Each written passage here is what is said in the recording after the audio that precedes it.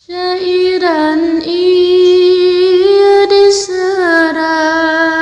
tentang indung anu hebat, anu terus diriweuhan sabadna aya bandingan di mandian diwadakan dihuapan diinuman disimbutan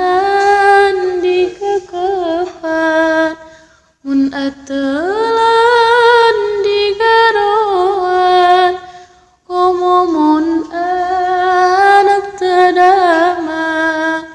indung manikeun hariwang hate indung henteu tenang mun anakna acan damang teu indung teh kanyana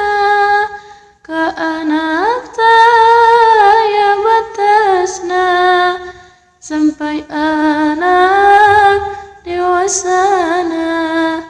indung telangitnya anak indung terus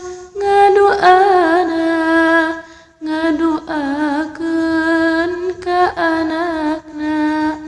sangkan salamet anakna di dunya jeung akhiratna. Tapi mun indung tedamang anak mahan teu hariwang indung cerik nahan nyeri anak ukur bisa seri teu inget kana jasana indung sakitu capena